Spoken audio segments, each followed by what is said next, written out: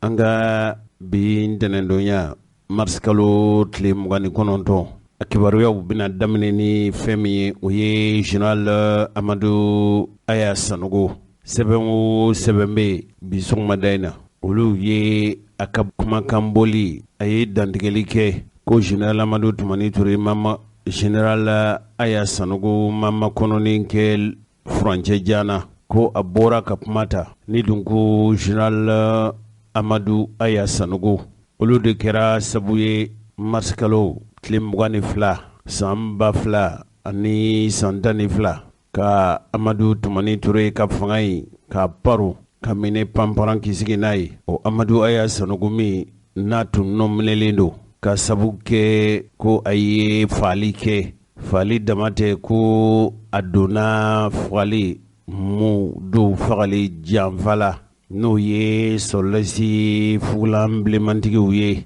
o Amadou Aya Sanogo min n'a bilara an bɛ kalo min na n'o ye marisi kalo ye o tila ka kɛɲɛ waati sabu sariya taara Mali fɛ o sariya in ka yira k'a fɔ ko jamanadenw u yɛrɛ dama ni ɲɔgɔn cɛ ka ji bɔn ni ɲɔgɔn cɛ ka diɲɛ ɲɔgɔn ma ka yafa ɲɔgɔn ma n'a bɛ fɔ a ma ko dɔgɔkun tɛmɛnen ko Aya ye kuma ta Segu a ye kuma ta a ye dantigɛli kɛ a dungɔmɔɔw ɲɛna nka a ka kuma senfɛ sɛbɛn dɔw bɛ n bolo kɔrɔya olu kɔni y'a jira k'a fɔ ko a ka dantigɛli a ye fɛn minnu fɔ o ye a bɛ bisikiya k'a fɔ politiki kuma don i n'a fɔ kibaruya min lasera kunnafoni labɛnni ani kunnafoni fasilase sɛbɛn min bɛ yen a kuma fɔ sira min bɛ yen o fɔta min bɛ yen n'o ye RFI ye ko dulokibajɛ ni fugulanjɛ tun bɛ Amadou Aya Sanogo kunna ko a dungɔma minnu bɛ Segu nka Aya tun lakodɔn don ni fɛn min ye o de tun ye berenin dɔ tun b'a bolo kɔrɔlen k'o bere kɔni ma ye nka a ka dantigɛliw la a y'a ɲini sɔrɔlasiw fɛ k'a fɔ ko u ka bɛn sɔrɔlasiw yɛrɛ dama tɛ ko ye RFI y'a jira k'a fɔ Aya ko waati de sera sa an ka kɛlɛ banbali an ka yɛrɛ bunye yɛrɛ makaran ne ta fan ko malidenw k'o dabila bɛɛ ka ɲinɛ i yɛrɛ kɔ ka faso in dɛmɛ RFI y'a jira k'a fɔ an bɛ don min na i n'a fɔ ko bi maa min bɛ yen n'a y'a sɔrɔ a ka jala ka bon ni Mali sɔrɔlasiw bɛɛ lajɛlen ka jala ye ko Mali sɔrɔlasiw hali n'a y'a sɔrɔ kɛ mɔgɔw caman bɛ yen olu y'a ɲini k'a fɔ u bɛ Mali sɔrɔlasiw u fara ka bɔ ɲɔgɔn na n'a bɛ maa min hakili la n'o de ka nafa b'a la ka Mali sɔrɔlasiw tila k'o bɛ nkalon de kan wa k'a fɔ ko mɔɔw b'a miiri k'a fɔ ale yɛrɛ fana wa k'ale de ye sɔrɔlasiw faraba ye ko ye nkalon ye ko ka jira k'a fɔ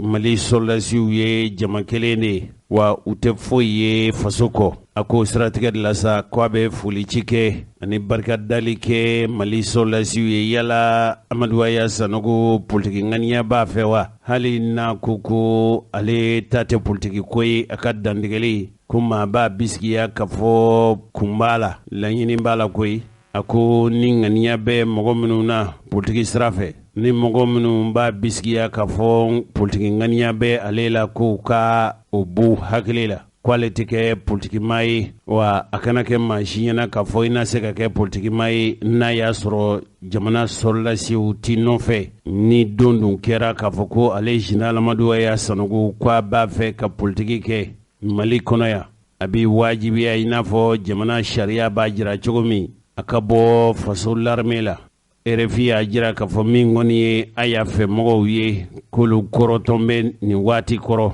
Aya ye nin dantigɛli de kɛ sɛbɛn dɔw fana bɛ yan sɛbɛn minnu olu fana ye ɲɛfɔli kɛ n'a bɛ fɔ ale ma ko kɛnɛdankura ko Aya ko don kelen da kelen k'a fɔ ko ale ye dabali ni fɛɛrɛ ka deli kɛ wala ka dabali ni fɛɛrɛ tigɛ a bɛ se ka labila cogo min na wa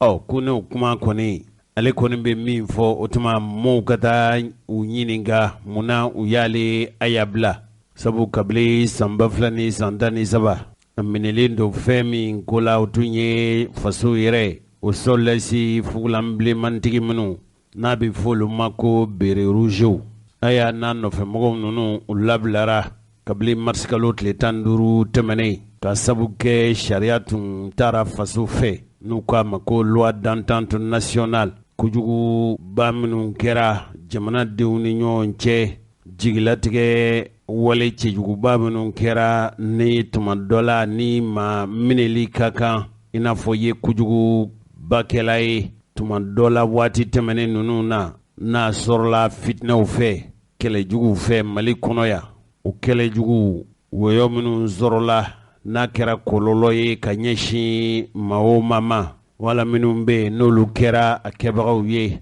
sariya taara faso fɛ cogo min malidenw yɛrɛ dama ni ɲɔgɔn cɛ u bi yafa ka ji bɔn ni ɲɔgɔn cɛ sariya dɔ taara a bɛ fɔ de ma ko loi d'entente nationale o siratigɛ de la kiiri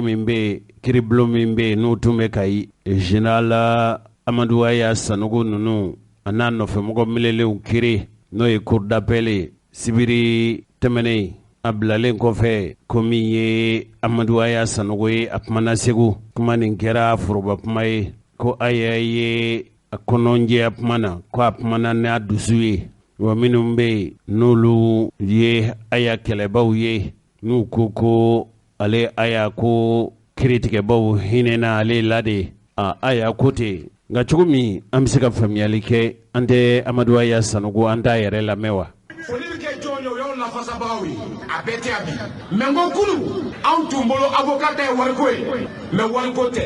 ja avocat bɛ da dɔ de la a bɛ da ko dɔ de la ka tugu o kɔ fɛn bɛ kɔfɛ ninnu y'o de yira n na k'a daminɛ cɛsolo la yan a tɔw bɛ yen n ko filanan ni min sigalen don a ka justice la a kana segin a la halisa magistrat b'an bolo u bɛ droit fɔ a bɛ se ka k'a tɛ fɔ i ɲɛna waati n ko tɛmɛnen kɔfɛ ne bɛ yan bi aw cɛ ma ne ko ni mɔgɔw kumana mɔgɔw y'i tɔɔrɔ u y'i lagosi u ye ko sugu bɛɛ kɛ o bɛɛ la i kɛnɛma jɔlen don i bɛ mun fɔ bilen o de kama komi kuma ma fɛn kɛ o ma ne bali ka na n balimaw fo bi tɔɔrɔ ma fɛn kɛ o ma bali ka na n balimaw fo bi ala ɲɛ bɛ na Segu ɲɛkɔrɔ maa o maa ye turukalon na maa o maa y'a fɔ maa o maa y'a tiɲɛ ne ko n ka ala ɲɛkɔrɔ ne yafara bɛɛ ma n yafara bɛɛ ma n ka juguya tɛ maa si kɔnɔ dɔ y'a ta fɔ parce que a bɛ se kuma la dɔ y'a ta fɔ nkalon de ka d'a ye dɔ y'a ta fɔ a t'a ɲɛdɔn dɔw yɛrɛ ta ye fo ka cɛnin lagosi ni kun bɛ so la ne tɛ kɛ wuladala ka kuma donc i tɛ ma mago ɲɛ an k'a tɔ di ala ma ne yafara wa maa o maa ye n kanu n b'a ɲini aw fɛ a ka yafa aw ka yafa u ma aw ka yafa kumalankolonfɔla ma aw ka yafa lakalikɛla jugu ma u m'a ye u m'a min maintenant n ko n bɛ min fara o kan kuma in n'i ko i b'a lakale kojugu an y'a sugu bɛɛ mɛn n ko mais ne kɔfɛ ne ye sɔrɔsi de ye n bɛ baara kɛ sɔrɔsiya de kɔnɔ n ko kunu couleur tun tɛ armée la anw ye nugujima ni bilenman mɛn bi de ne min jɔlen filaw kɔrɔ sɔrɔsiw tulo bɛ na san 33 sɔrɔsiya n y'o de k'a kɔnɔ san 33 n tɛ kunu sɔrɔsi ye o kɔnɔna na i tɛna fɛn ɲɛfɔ aw ye anw de b'a ɲɛ f'i ye Tɔnbukutu Gundam Lere Kidal n ye san 13 k'a kɔnɔ i t'a ɲɛfɔ ye bon ni min t'a fɛ ka mɛn don dɔw la yɛrɛ i bɛ dɔw yɛrɛ mankan mɛn ko cɛ yɛrɛ k'a tɛ fɛn dɔn ne tɛ fɛn dɔn mais o ye kɔni parti sɔrɔsiya kɔnɔ diɲɛ kɔnɔ an ma min dɔ kɛ bon ka tila ka kɛ premier ye ka min minɛ ye Mali kɔnɔ n'an t'a fɛ an b'a fɔ ye donc k'u ka sabali mais n'i sera fɛn dɔ ma n'a bɛ jouer fɛn dɔ kan i b'a dabila n ko mɛ min ɲini bɛɛ fɛ n'i bɛ fɛ ka politique de kɛ ko de b'a to i bɛ fɛ ka armée ci ka n'a kɛ parce que n'i y'a ci i ka politique a tɛ sira sɔrɔ n ko n'i k'i ye baganmarala ye n'i y'a ci e tɛ bagan mara n'i ye sɛnɛkɛla ye i t'i ka sɛnɛfɛnw lamɔ a bada ni sécurité tɛ yen n ko n b'a ɲini aw bɛɛ fa i fara ɲɔgɔn kan ala de kama Mali bɛ yɔrɔ min na bi bɛɛ k'i kɔnɔ ta ci kɔrɔ a ye fara ɲɔgɔn kan ka sɔrɔsiya in dɛmɛ ne m'a fɔ aw ka général dɛmɛ dɛ n m'a fɔ aw ka bandaw dɛmɛ dɛ ko n k'aw ma sɔrɔdasiya fɛn o fɛn bɛ yen k'a bɛ fili don Mali kɔnɔ k'a jɔyɔrɔ de ye ka jamana lakana aw ka se ka sunɔgɔ a y'a dɛmɛ on a tous intérêt on a tous intérêt ni ko wɛrɛ bɛ ban ɲɔgɔn na bila fɔlɔ n'o tɛ a ma tila dɛ n tɛna se ka bɔ kuma kɔnɔ n tɛna se ka bɔ kuma kɔnɔ n'an m'an faw fo k'an baw fo dɔgɔtɔrɔw bɛ kuma dɔ fɔ ko le malade est infecté a kɔrɔsigibagaw affecté don moi j'étais infecté vous étiez affecté tous en fait mais Segu kuma tɛ ne da n ye min ye bi wari tɛ n'a tun fɔra nin bɛɛ kana wari minɛ dɔ tɛna n'a tun fɔra u kana kini dun dɔ tɛna ne t'aw balo cogo dɔn mais kanu ni hɔrɔnya de y'aw se yan nin bɛ ne wasa o kuma sini sɔgɔma aw bɛ soli ka mɛn lakalikɛla jugu la ko cɛ in bɔra Segu k'a ye campagne labɛn awɔ a lakale ta lakale cogo la ne ye Baliku di général 4 étoiles fils du Mali sans reproche ni min ka jɛ n b'a kɛ maa tɛ fana la maa ka kuma t'o la sa mais bi an t'o kɛnɛ kan ne nana n badenw fo bon aw ta kɔfɛ aw bɛna ɲɛ yɔrɔ wɛrɛ an balimaw ko n ka taa ka taa foli bila u la o ye kanu de ye u bɛ k'o min ɲini o de tɛ sɔrɔ n b'a ɲini Alahu subahanahu wa taala fɛ ale bɛ na n'aw bɛɛ ɲuman a ka segin n'aw bɛɛ ɲuman ye so n'aw bɛ taa so Ala ka kɛ hɛrɛ ye yarabi yaba halisa jamana ye Ala ka lakana jadi man kunna Ala k'a ban an ka sɔrɔsiw Ala k'u lakana Ala k'u kisi Ala k'u tanga hakɛto bɛ kuma la. An ka jamana kunnafoni fasirilase sɛbɛn min bɛ yen n'a bɛ fɔ a ma ko l'indépendant ale y'a jira k'a fɔ mɔbitikaw u ka kin min bɛ yen n'a bɛ fɔ a ma ko Médinakura a bɛ Mɔbiti dugu de kɔnɔ marisikalo tile 24 k'a kɛra sufɛla fɛ mɔgɔ marifatigi dɔw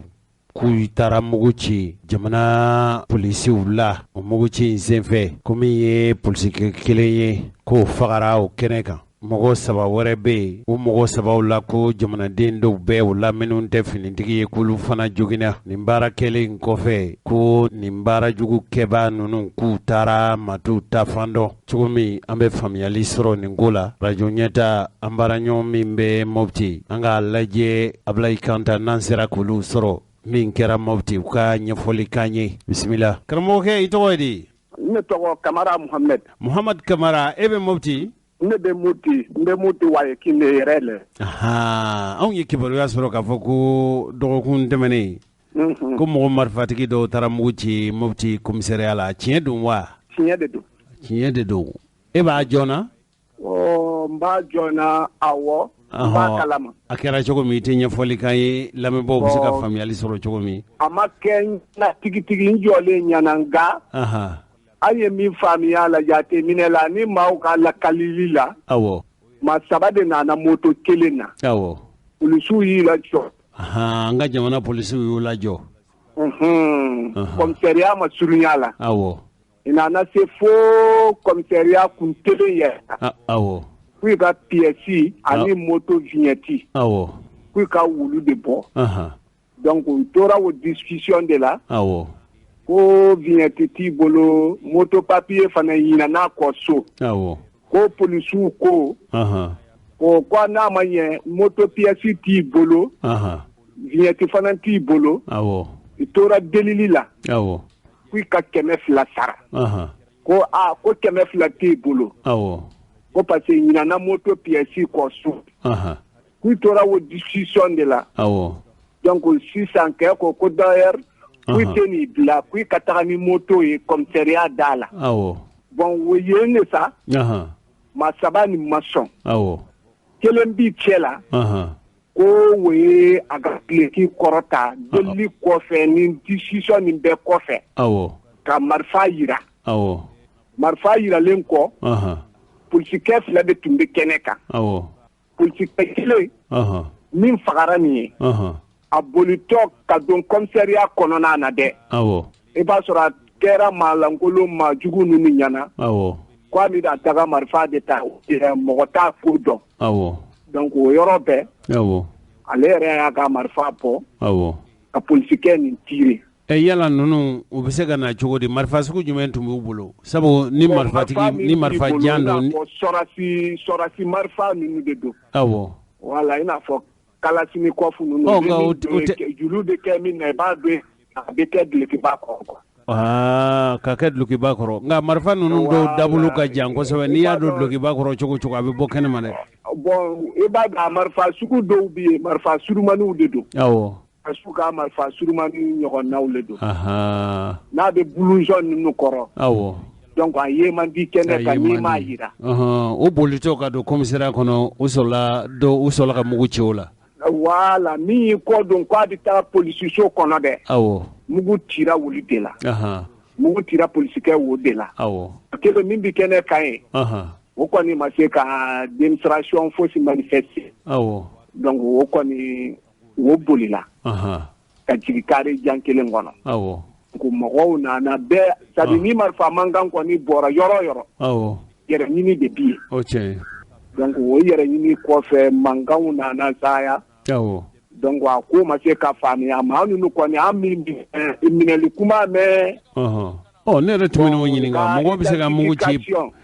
ga mungu ci police so dala ko bita ma to ta fando be se ga ke chodi voilà wo kamana gande be anga manque de sécurité la yaw awo parce que une fois que ni ma fata on bora be ate faamuya quoi awo be bi ke yere ni bagade nunu taramini mo ta don parce que ko attaque sama ou de bike ita doron ko attaque ou kera doron mamini ya attaque ke identification te atigu te mine donc anga manque de sécurité wode quoi nya famu police attaque ko ni kera de police mi ko attaque kera bo mo jonde tum police jogina ayoro lawa ya takatana docteur sula fatura ene bon mo min ko ni banana to kelen yawo mugu tira min sena apolito wo de tara docteur sula to kelen ko ni mugu tira la sara yende ya fa wo de kuna foni kibaru ya yere sisan iba to nyini ni ala son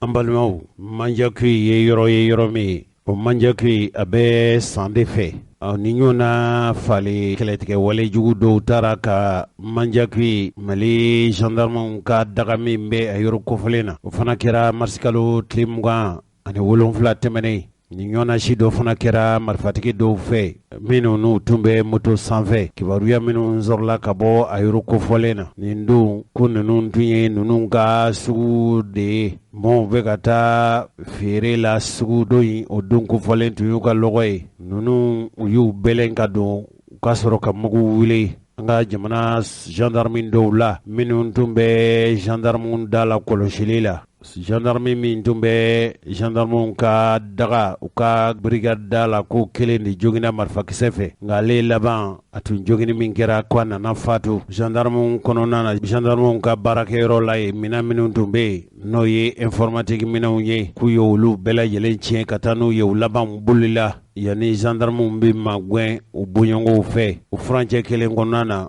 kibaruya do fana sorla ka fo mogo marfatigi do ko lo fana tara ni nyona shido ke yani ka se sigaso kilo biduru nyona buyongo alebe dambere so o mara de la ina fo kibaruya ya jira chogomi jamana ere alla kana ba minum be ulu tube kene kai anana kesa ulu ka yorobla usratege de la mi abla jaraye aya jira ka fo papali kelaw ube ka surunya sigaso dugula bi kosobe mogo minum be na bi fuma ko jihadiste mali yere mara yoro ka dogo bi ukende ku ka daga usigi yoromi kirangana nyana franje minum be mali jamana ani jamana minnu bɛ dancɛ bɔ a yɔrɔ kofɔlenw na hakilila jigina ipapali wale nunu o ko ye yɔrɔ caman lasɔrɔ i n'a fɔ yan ka so bɛɛ lajɛlen b'a kalama Sikaso mara la an ka dɔnkibaru tɛmɛnen nunu u taara wale dɔw kɛ hɛrɛma kɔnɔ yɔrɔ min ni bɛ taa Bobo Julaso ni bɔra Sikaso ni bɛ taa Bobo Julaso Mali ya ni Burkina Faso dancɛ la ɲɔgɔnna dɔw kɛra ye min kɔni ye jamana kɔrɔnfɛla ye aw b'a kalama ka fɔ kɛlɛtigɛ walew taara ka Mali sɔrɔlasiw sɛgɛrɛ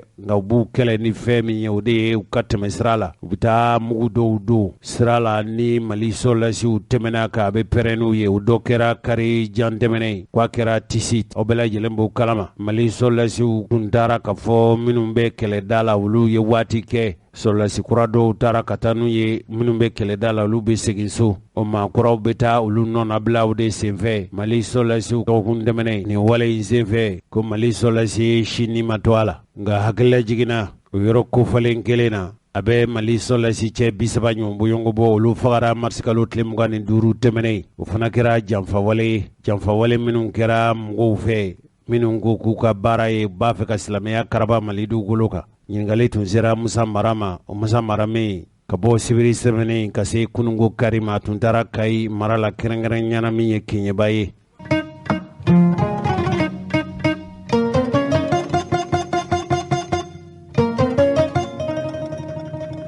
an balimaw an ye kibaruya dɔ sɔrɔ nin kuma in a woyo fanga bonyana nin furancɛ in na kosɛbɛ o tɛ fɛn wɛrɛ ye ko barika n'o ye Faransi ka kɛlɛbolo min n'o bɛ an faso Mali dugukolo kan bi k'u nakun ye jamana in kumabɔli ye ka papalikɛlaw k'olu kɛlɛ o Faransi soldasiw k'u ye mugu ci mɔgɔ dɔw la talata ye kibaruya in a lasera ka bɔ jamanadenw u ye danaya ta ka da maa minnu kan k'u ka kow ɲɛnabɔbaw ye olu de y'a jira k'a fɔ ko alamisa tɛmɛnen n'o bɛnna marisi kalo tile 25 ma ko denmisɛnnin 6 k'olu fagara Faransi soldasiw fɛ k'u ye u ka sana kɛlɛkulu n'o ye hélicoptère n'a ɲɔgɔnnaw ye kɛlɛkɛ pangolon minnu b'u bolo k'u ye u to de kɔnɔ sanfɛ ka mugu ci dugu ma ko denmisɛn dɔw sara wa barikani ka fɔ cogo la ko olu tun bɛ ka maaw de faga ka maaw de kɛlɛ n'o ye minnu n'u kɛn bɛ ka marifa ta k'u bɛ kɛlɛ kɛ diinako la n'u yɛrɛw b'olu tɔgɔ de wele ko jihadistew nka dugulen minnu bɛ a yɔrɔ kofɔlen na olu y'a jira k'a fɔ nin denmisɛn ninnu ye donsow de ye o ko donsow u tun bɛ ka sogo de fɛlɛbɔ ko Faransi ye o to o de senfɛ o denmisɛnw de to fɛlɛbɔ la kungo kɔnɔ sogo ɲini na ko ka mugu ci u la dugulen minnu bɛ talata ye Mali kɔrɔnfɛ dugu dɔ ye ko k'a ɲini k'a fɔ ko a ko ka ɲɛɲini dɛ u ka sɛgɛsɛgɛli kɛ nin ko in a bɛ se ka ɲɛdɔn cogo min minnu ye nin baara nin kɛ n'o ye Faransi soldasiw ye o soldasi ninnu u bɛ se ka ɲangi cogo min Faransikaw u ka sana kɛlɛ min n'u ye u ka kɛlɛkɛ pangolonw ta o pangolon ninnu u ye olu de ta Gawo ani Menaka cɛ ye maire ɲininkale a ko denmisɛn minnu fagara ko ye dugu denmisɛnw ye o dugu denmisɛnw na 4 bɛ a la o si tɛ tɛmɛ san 16 kan ko ninnu tun taara kungo de kɔnɔ u tun bɛ fɛlɛbɔ de la i n'a fɔ Muhamad Asale Ahamadi y'a fɔ cogo min ye nin denmisɛnw ye k'u tun bɛ moto 3 de kan u tun bɛ ka zonzanw de gɛn ani kungo kɔnɔ kamiw a ye se ka kɛ wɔlɔ ye a ye se ka kɛ kami ye k'a kɛra sɔgɔmadafɛ nɛgɛ ɲɛ 10 waati maa minnu bɛ yen n'olu tun ye seere ye olu y'a jira k'a fɔ u ye mugu pɛrɛnkan dɔ mɛn k'u ye Faransi ka pangolon dɔw ye sanfɛ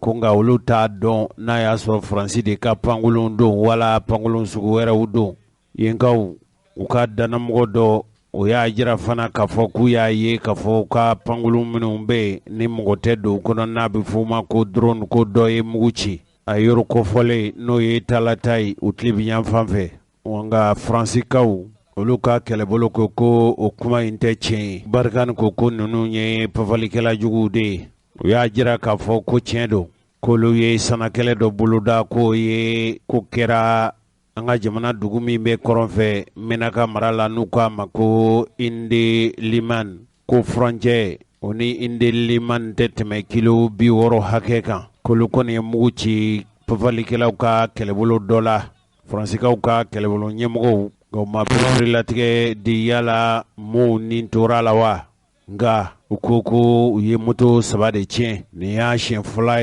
siɲɛ filanan ye kalo damadama kɔnɔ Faransikaw k'u ka sanakolonw ta ka taa nin ɲɔgɔnna walew kɛ n'a kuma ninnu u fɔn bɛ ɲɔgɔn kɔ bi kosɛbɛ kibaruya in perelatigɛ sɔrɔla ka bɔ Faransikaw yɛrɛw ka kunnafoni labɛnnen ani kunnafoni fasirilase bondaso min bɛ yen n'a bɛ fɔ a ma ko RFI o yɛrɛ siratigɛ la mɔgɔw bɛ Mali kɔnɔ bi minnu yɛrɛw olu ka laɲini ye fɛn min ye Faransi ka sɔrɔlasiw ka bɔ Mali dugukolo kan fara ɲɔgɔn kan jamana yɛrɛ fara ɲɔgɔn kan tɔn caman bɛ yen olu ye maliden dɔw labɔ a kɛra juma tɛmɛnen boku min tun bɛ u la o ye k'a fɔ ko Mopti ani Segu mara la ani jamana kɔrɔnfɛ Faransi ko k'ale nakun ye kana ni lakana dabali ani pafalikɛlaw kɛlɛli ye nka fo ka se nin yɔrɔ in ma ɲɛma sɔrɔ a la olu yɛrɛ kɔni fɛ Faransi ka kɛlɛbolo min bɛ kɛnɛ kan yan hali n'a y'a sɔrɔ ko jama in fanga tun man bon mɔgɔ wɛrɛw fana tun bɛ yen olu ko olu bɛ Faransi soldasiw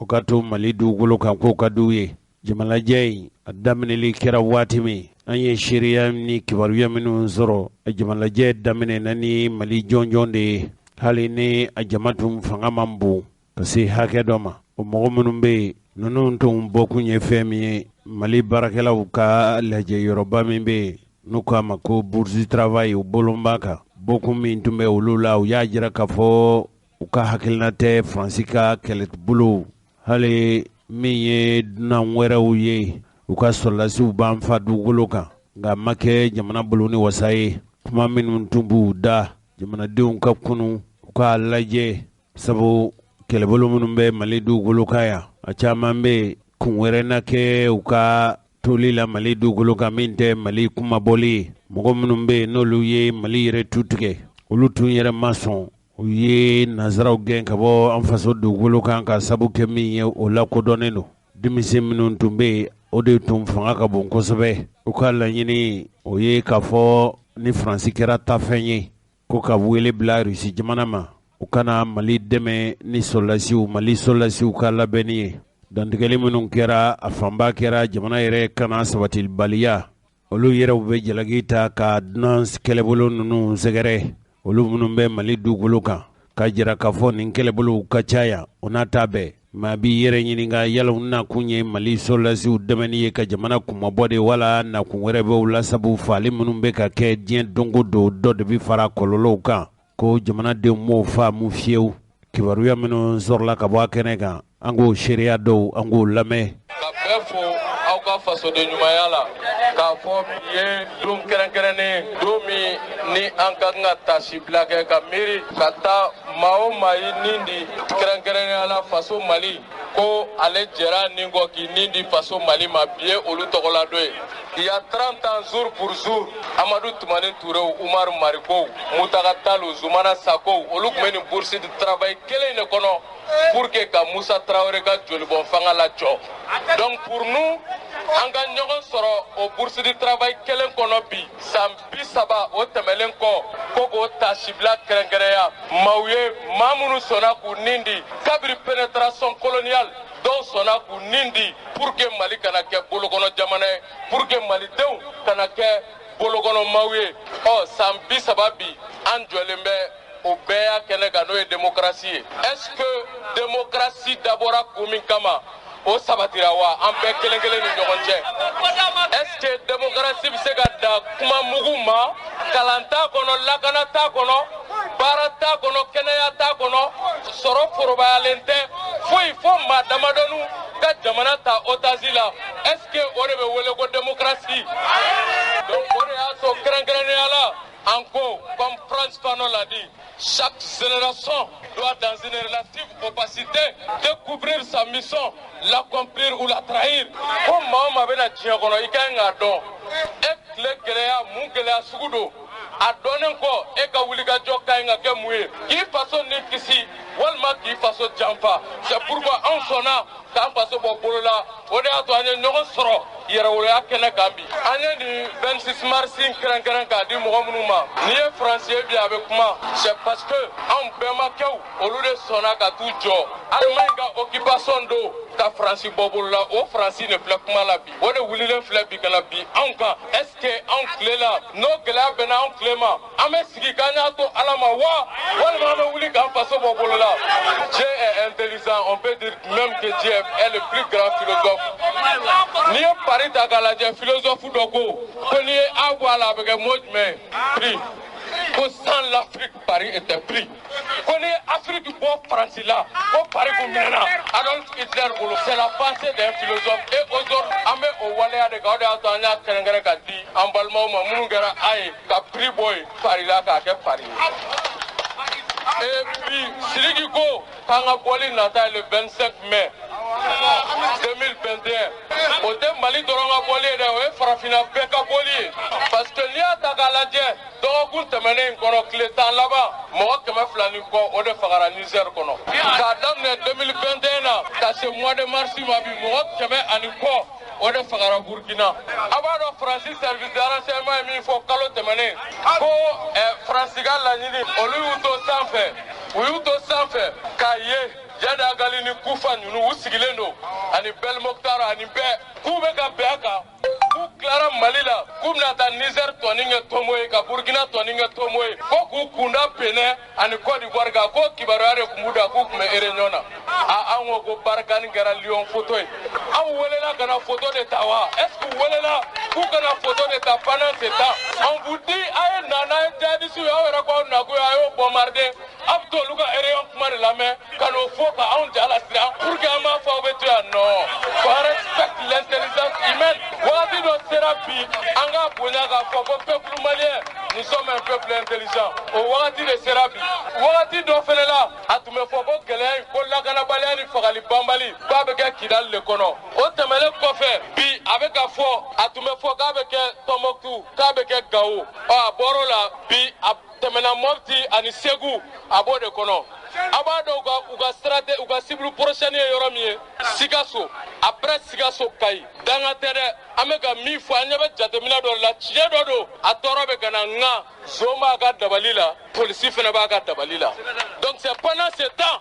yerawlo fena wulilo kijo ni jamana bi awbologo abe foko Irak capital Bagdad ko minena sogomra keleni ate damne capital la de abe damne dugu de la donnoni abaw sigi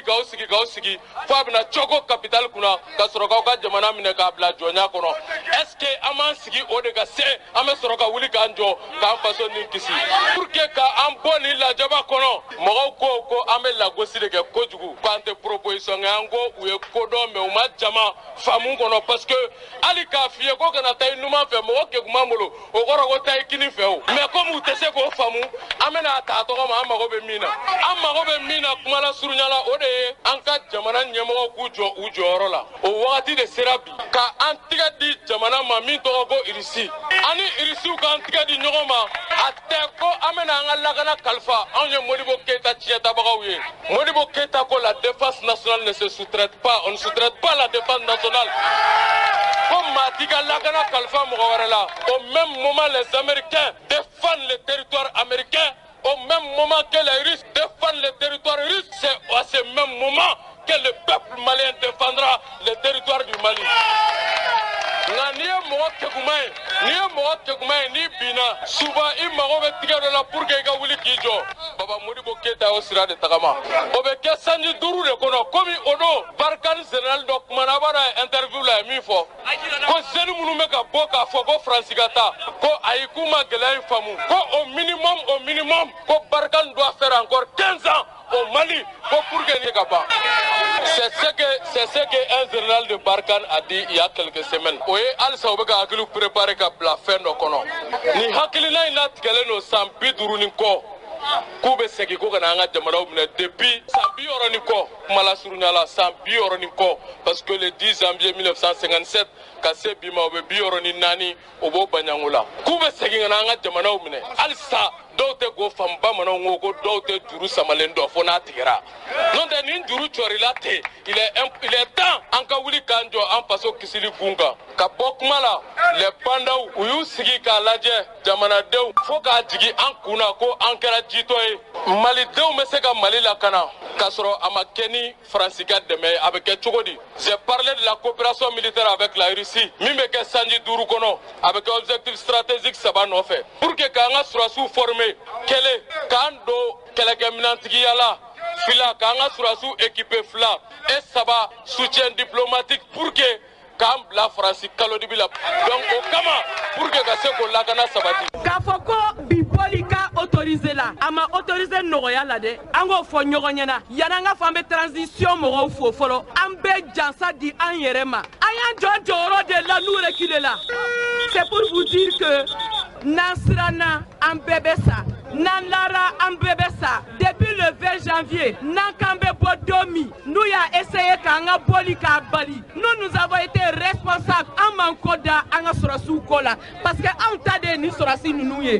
janvier gazi tira auna nous qui sommes les responsables de Yerewolo nous avons décidé anga taga nyoro soro nyamakoro mais ama so anga koda anga fintigra ka kola parce que pour les bouiller en bolo 20 janvier terminé qu'on fait nous avons décidé de sortir le même jour en Benaka kera hôtel Salam Kononana Kambe vol le 26 mars Odoni Biche, tentative Bekera, tentative Fola Kera Mouye, on nous a traité de populistes, tentative Flana Kera Mouye, où est Chedonta, un et la Minu Be en Nagasi, au Simasega marché, tentative Savana Kera Jumé, ou Koko Bamakobe danger là le 26. Quoi, al moment a circulé Bomoko Kononana, Ko Djadisou Be Fambe, Djadisou Bemi, nous sommes là. Les Djadis sont où? Ça veut dire que Oulu Minu fait Jamana Djafa, Oulu de Djadisou. Nous sommes là aujourd'hui, Djadisou Bemi. Ayo Aujoro la kata le 20 janvier Kanabla Bila, vous avez assumé. Kata le 20 janvier la Kanabla Bila. Aya yira kafo, ko sirante sayasa, ko nambesa,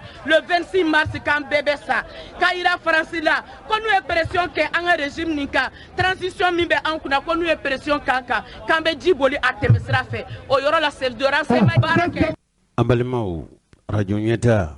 alame bau, krengerene yana, ni yu yininga, yala radio nyeta la, ebe ma jon don, prefilatigela, ni radio yere nyemgo bai, elaji berem jiri no borai, krengerene yana, ambeka tama ka alaka wati bami segere, no ye sungaloye, sungalo kalo na kera jo fenye, akuma famba abe sigi maa min fɛ ni alisilamɛw bɛ a ka kuma lamɛn kosɛbɛ kɛrɛnkɛrɛnnen ɲɛna sunkalo sumana ko kaba fo ka se fajiri magoɛ ma ale ka laseliw fanga ka bon kosɛbɛ o tɛ maa wɛrɛ ye o ye imam muhamadu tarawele ye nka a dɔnlen don ni tɔgɔ min ye o de ye imam arafa ye o imam arafa yɛrɛ radio ɲɛta ɲɛmɔgɔ min sigilen don laseli minnu bɛ kɛ radio la k'a daminɛ radio dayɛlɛ waati sɔgɔmada joona fɛ fo ka se radio datugu waati ma dugutila fɛ fɛn o fɛn n'o bɛ kɛ latɛmɛ fɛn ye ni tubabuw ko a ma ko programme o sigira sigicogo min bɛ a kɔlɔsi tuma dɔ la ni radio baarakɛlaw tɔw bɛɛ lajɛlen u ka bɛnkan kɔnɔ kɛrɛnkɛrɛnnen ɲɛna min ye radio ɲɛmɔgɔba ye min bɛ kuma laseliw k'u sigicogo la ka bɔ radio dayɛlɛ waati ka se radio datugu waati ma ale de ɲɛmɔgɔba ye n'a bɛ fɔ a ma ko programme ale ye directeur de programme de ale an bɛ don min na i n'a fɔ ko bi imam mahmud diko ni danaya mɔgɔ bɛ a bolo imam arafa o y'o danaya mɔgɔ dɔ ye o ma daminɛ kunungo fo ka se bi ma o imam arafa a garijɛgɛ donna ni ala ka dɛmɛ ye a ye radio so dɔ dayɛlɛ ko radio nur fm mɔgɔ minnu bɛ yen n'olu ye segu tabaw ye an ka ntolaci kɛnɛ min bɛ yen n'a bɛ fɔ a ma ko stade 26 mars ni i ye stade 26 mars to i kinibolo fɛ kɛrɛnkɛrɛnnena donda bɛ fan min ka numanbolo in lajɛ sangasow de nɔrɔnɔrɔlen don ɲɔgɔn na stade 26 mars da bɛ bɛn sangaso min ma numanbolo fɛ i kun dalen segu échangeur kura min bɛ ka jɔ yanni ka se o yɔrɔ la i bɛ radio antenne ye sanfɛ ko radio de ma ko nur fm o nur fm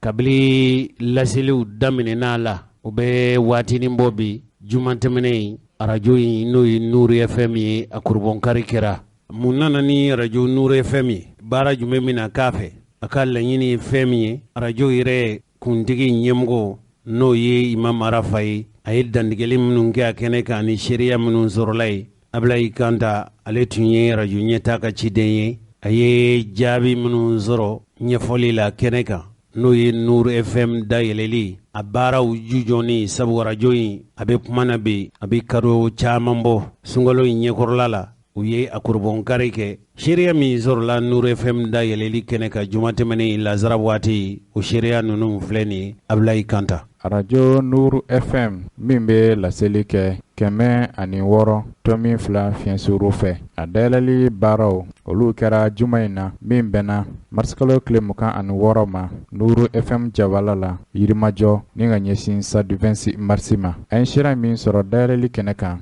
olu filɛ nin ye وسيعلم الذين ظلموا أي منقلب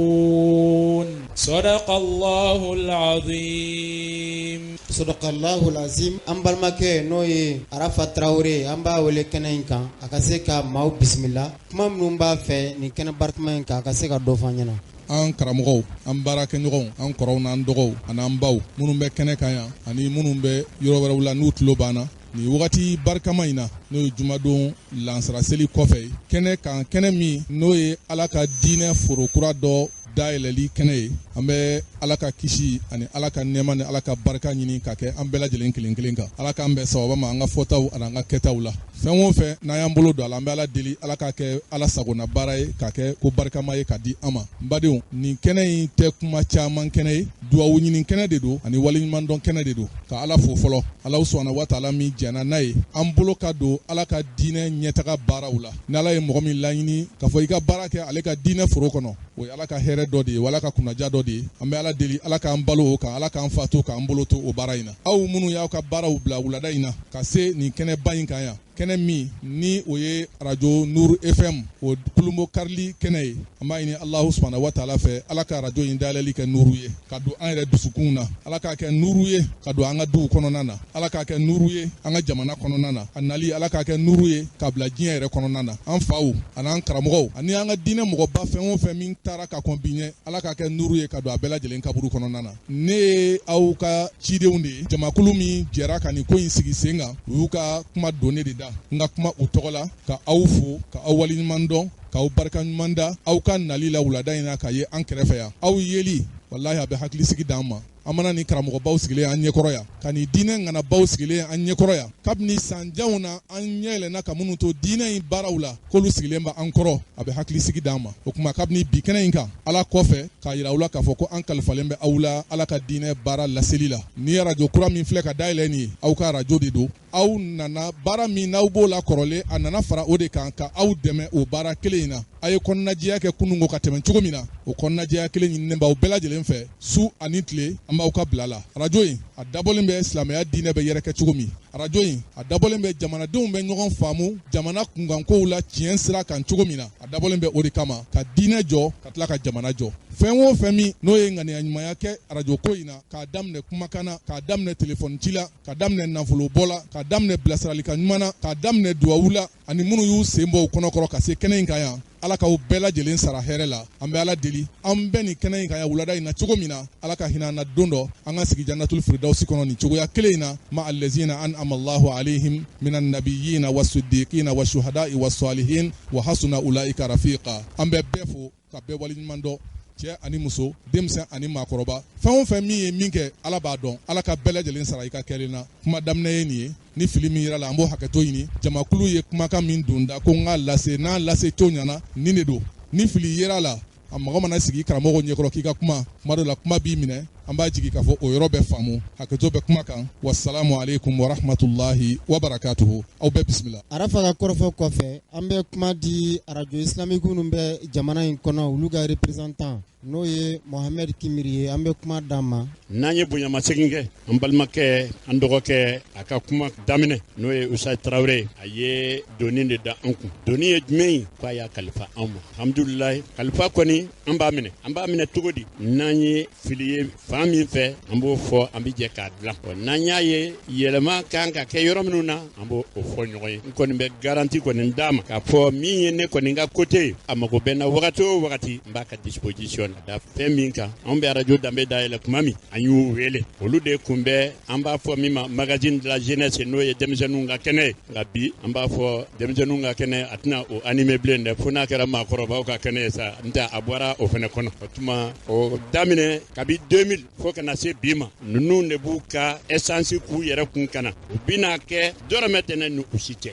fi sabilillahi mɔgɔ min sera k'o bɛɛ k'i ye u n'u ka équipe an bɛ dugawu kɛ équipe la maa damadɔw bɛ olu ntanyara hali bi ala ka hinɛw la ala ka yafaw walasa an kɔni an b'a fo ka waleɲuman dɔn an bɛ fɛn kelen fana fɔ ka gɛlɛya ma arajo ɲɛmɔgɔya a sunɔgɔ t'i ye dɛ da t'i ye sunɔgɔ t'i ye parce que mɔgɔw ka faamuya cogo tɛ kelen ye tuma dɔw la émission dɔw bɛ bɔ i b'i wele heure dɔw la heure impossible don k'i wele dɔw yɛrɛ b'i wele o bɛ fɔlɔ ka i agressé fɔlɔ nka alhamdulilayi n b'a dɔn e alimami de ye i ye dɔnnikɛbaga de ye fɛn caman bɛ yen alhamdulilayi i bɛ se o laminɛ cogo la an kɔni bɛ min ɲini jama fɛ an bɛɛ lajɛlen an ka dugawu kɛ arajo in ala k'a fɛnɛ yɛlɛn kosɛbɛ i komi tɔw bɛ cogo min ala ka arajo islamique an ka jamana kɔnɔ ala ka barika don o la silamɛw bɛ min fana fɔ ka gɛlɛya arajo a jigi ye aw de ye dɛ parce que anw yɛrɛ ta bɛ dayɛlɛ kuma min an y'o de fɔ ala tɛmɛlen kɔ an jigi ye silamɛw de ye anw y'a daminɛ location na a daminɛ a gɛlɛyara kosɛbɛ nka alhamdulilayi bi an b'a an yɛrɛ jaba ala la o tuma an b'a ɲini alahu taala fɛ arajo Nuru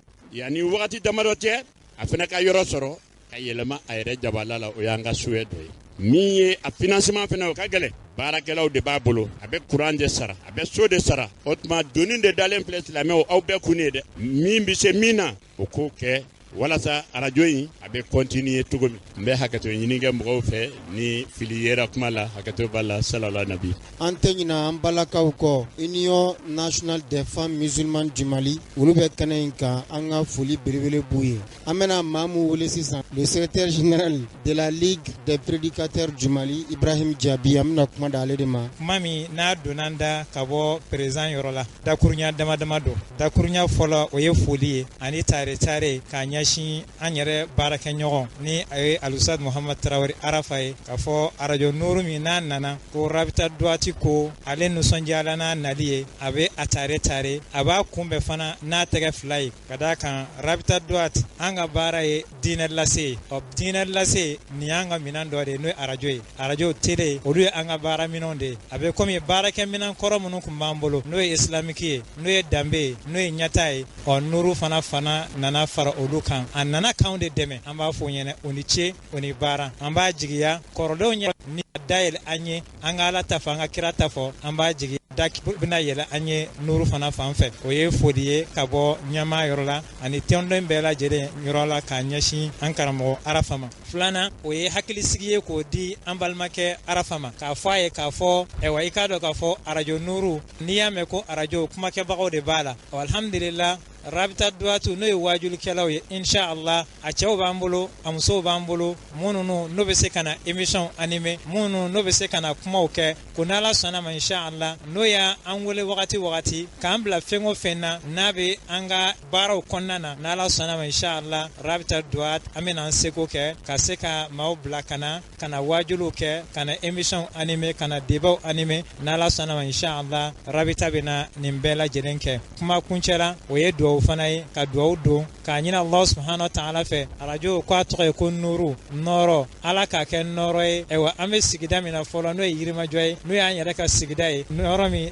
n'a bɛna k'a ye Ala k'a nɔrɔ ye Ala k'a kɛ anw fɔlɔ ye ka sɔrɔ ka Mali bɛɛ lajɛlen sɔrɔ n'a nɔrɔ ye Ala k'o k'an ye ayiwa an bɛ bɔ kuma na yan an bɛ kuma di Ture ma imam tɔgɔ la an kɔni nana imamu tɔgɔ la yan mais minnu bɛ anw ɲɛ yan an ma jigiya k'a fɔ ko olu de bɛ se ka imamu jɔyɔrɔ fa kɛnɛ kan ka tɛmɛ anw kan o bɛ karamɔgɔw la yan a cɛmanw na a balakaw la an bɛ dugawu kɛ Ala ka u na anw sara n fɛnɛ kelen mana k'a fɔ ko ne kana kuma yan nɔ ça c'était pas prévu ni Zena bɛ yan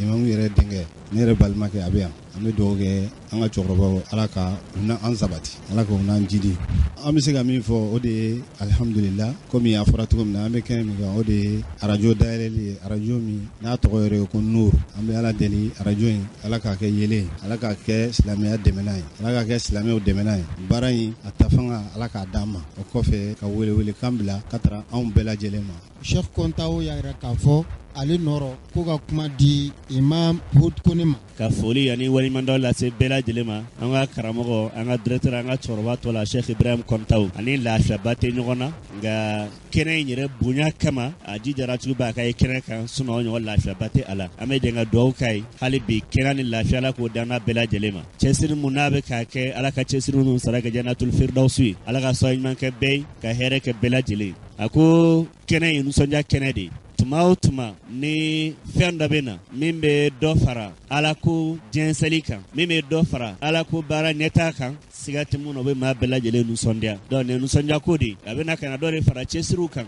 a bɛna ka na dɔ fara Ala ko bɛ se ka jɛnsɛntiw a bɛna dɔ fara o de kan dabɔra o jigiya mun kama an bɛ dugawu kɛ Ala ko jigiya in sabati Ala ka barika don a la Ala ka ni kunadiya bɛn Ala ka ni si bɛn Ala ka ni sababu ɲuman bɛn o waati kelen na n balimakɛ mun tɛmɛna sa Ture ale ye yɔrɔ dɔ kɔri an b'o yɔrɔ fana fɔ ka fara a kan baara o baara a mako bɛ mɔgɔ mun b'a ta mɔgɔ ka sɔrɔ mun b'a tigilamɔgɔ dɛmɛ baara ɲuman o baara ɲuman n'a bɛ daminɛ a bɛ daminɛ ka sɔrɔ fangaba t'a la nka fanga min sɔrɔ ni dɛmɛbagaw de ye donc walisa baara in ka kɛ baara sabatilenba ye a bɛ ɲini balimaw fɛ an ka jɛ ka an fanga fara ɲɔgɔn kan i n'a fɔ an y'an fanga fara ɲɔgɔn kan don tɛmɛnlenw na ka ni arajo kɔrɔmusow ou bien a baw olu dɛmɛna cogo min an fana k'an bolo fara ɲɔgɔn kan ka hakili fara ɲɔgɔn kan ten o cogo kelen na diinɛ in bɛ jɔ ni Ala ka diinɛ dɛmɛli de a bɛ jɔ ni dɛmɛli de nka diinɛ bɛ dɛmɛ ni fɛnba saba ye mɔgɔ dɔ b'a la Ala b'a saba bɛɛ nɔgɔya e ye dɔ b'a la Ala bɛ dɔ nɔgɔya ma a tɛ dɔ nɔgɔya e ye o ye fɛnba saba jumɛn ye diinɛ bɛ dɛmɛ bil quwwa al aqliya wal quwwa al adaliya wal quwwa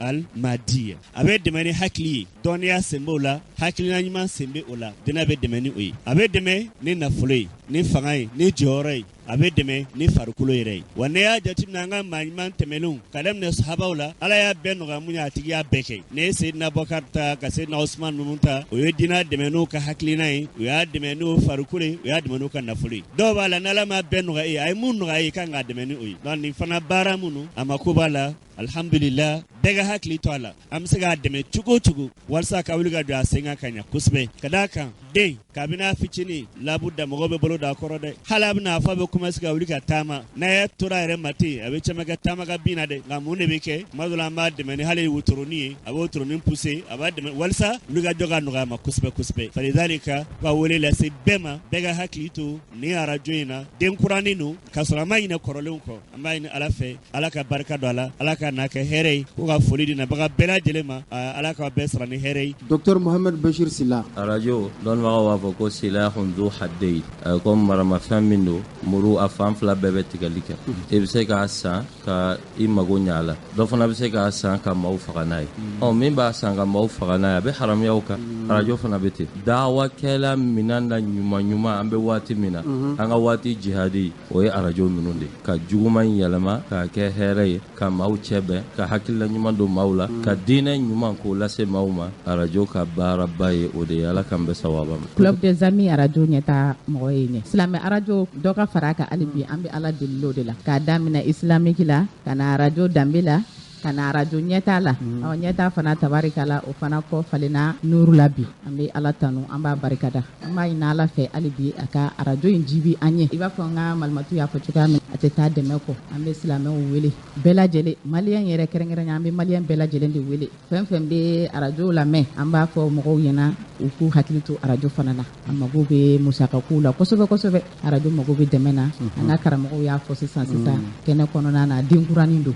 ani dɛmɛ ka kan kosɛbɛ an k'a dɛmɛ a ka taba ka munuma ka taama fo ka se teleko fana ma an bɛ ala deli o la ala k'o nɔgɔya an ye a ka ala y'a bonya kama an kuntigi mahamadu kan barikatɔ sallallahu alaihi wa Nuru FM ɲɛma y'an karamɔgɔ Imam Mohamed Tarawele ye an bɛ barika da ala ye adamaden mana se ka fɛn o fɛn min kɛ i b'a sɔrɔ ala ka dɛmɛ de don ala ye hɛrɛ kura kɛ silamɛw ye bi hɛrɛ in min n'a yiri turula a mɛnna ka sababu kɛ don min na an karamɔgɔw ani an ka alimamu b'an bolo minɛ k'an don nin ko in na a bɛ tile fila bɔ bi nin kɛnɛ in kan n bɛ foli daminɛ mɔgɔ min na fɔlɔ o ye an ka shehu ye Sheikh Mahmud Diko ala ka sini kɛnɛya d'a ma kabini ala an tɛ se ka jɔ jama ɲɛfɛ misiri kɔnɔnaw la ale de y'an sama ka taa n'a ye radio islamique la an ka taa wajulu kɛ ala y'an dɛmɛ o donni kama an ka cɛkɔrɔba bɛ yen ala barika la a bɛ balola bi ala ka sini kɛnɛya d'an ma n'o ye Sheikh Abdullahi Kamara ye a filɛ Amudalayi a don ale de tun bɛ sigi ni ye studio kɔnɔ ka kuma dantigɛ ka sɔrɔ ka kuma di a ko n ka kuma ni bɛna fɛn yɔrɔ min na a kan ka n bilasira ka minnu fɔ ɲɛna a b'o fɔ ɲɛna lala bi n'i taara i b'a sɔrɔ a yɛrɛ hakili tɛ nin na bilen o don y'a sɔrɔ arajo danbe ma dayɛlɛ fɔlɔ ala kana n'a ye arajo danbe o hakilina kana an ka karamɔgɔw n'an ka alimamu n'an ka dɔnnikɛlaw fɛ n'o ye islamu silamɛ tɔnba o ɲɛmɔgɔw ye o nana dayɛlɛ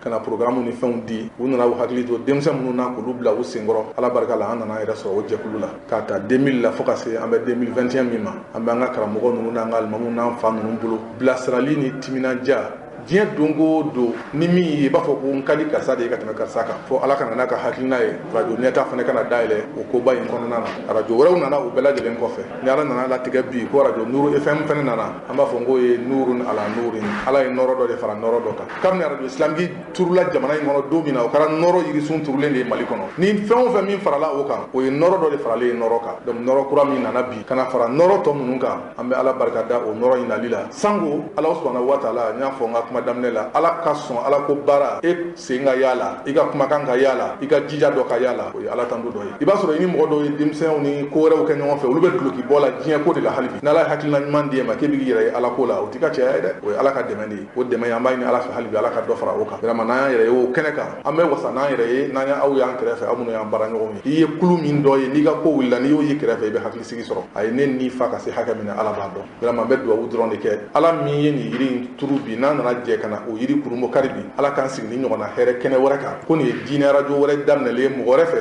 min bɛna dɔ fara ni arajo ninnu ka baarakɛtaw kan an b'o ɲini ala subhanahu wa taala fɛ minnu fana bɛ yen nɔ an bɛ ala deli ala ka barika don o la bɛɛ lajɛlen b'a dɔn nin ko ninnu tɛ kɛ gansan sɛgɛnbaw de bɛ k'a la nafolobaw de bɛ don a da fɛ n bɛ mɔgɔ ladɔnya k'a fɔ arajo yɛrɛ min n'an sigilen bɛ yan nɔ bi arajo yɛrɛ basi sigilen bɛ Jalakɔrɔ Jili haki y'an autorisé an ka baara kɛ Jalakɔrɔ Jili mais ka se ka baara min ni arajo in bɛna kɛ karamɔgɔw ni dɔɔninkɛlaw ka n'i ko i ka bɔ n'olu ye ka taa Jalakɔrɔ Jili gɛlɛya b'a kɔnɔ donc an ka ɲininiw senfɛ u jɛna n'a ye an ka na an ka studio kɛ nin yɔrɔ in na yan nɔ o kama kuma in tɛ se ka kun kɛ ka ban cogo si la n'an ma foli bila ka taa Jalakɔrɔ Jikaw la a alimamiw a dugutigiw a merilakaw a n'a sigibaga kelen kelenna bɛɛ lajɛlen ni ala sɔnna a ma kabini kunun an bɛ ɲɔgɔn bolo wa sini fana n'ala sɔnna an bɛ ɲɔgɔn bolo arajo kɔni bɛ commune 6 kɔnɔ yan nɔ bi ka ɲɛsin stade 26 mars ma i y'a fɔ cogo min na bi yɛrɛ fana ye mars kalo tile 26 ye ala ye arajo dayɛlɛli fana bɛn 26 mars don ma ka ɲɛsin stade 26 mars ma o ye ala ka bɛn sema dɔ ye ka bɛn bi jumadon in ma sunkalo makɔnɔba in na juma lansara ni fitiri cɛ nin bɛɛ ye ala ka bɛn sema dɔ ye vraiment an b'aw fo ka presse bɛɛ fo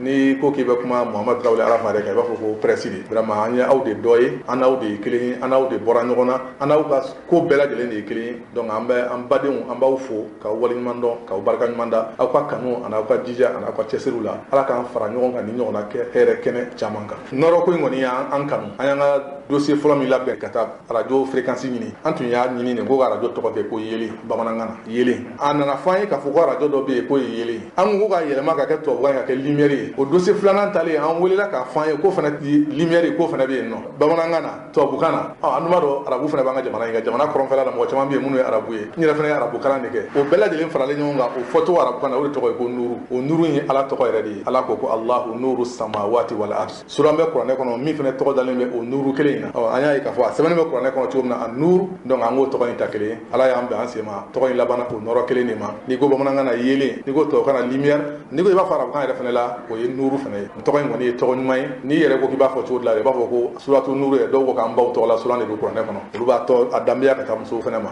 ni a kɛra an baw ye alhamdulillah kuranɛ ye nɔrɔ ye ala kɛra yɛrɛ ye nɔrɔ ye ala subhanahu wa taala yɛrɛ tɔgɔ barikamaw n'i y'a tɔgɔ 99 lajɛ nuru kelen in fana b'o fana la donc an ye tɔgɔ in kɔni kanu k'a ɲini ala fɛ an b'a fɛ ka baara min kɛ baara in ni tɔgɔ in ala ka se k'o kɛ fɛn kelen ye an bolo o de y'an ka ɲini fɛn ye ala bolo duwawu ani hali bi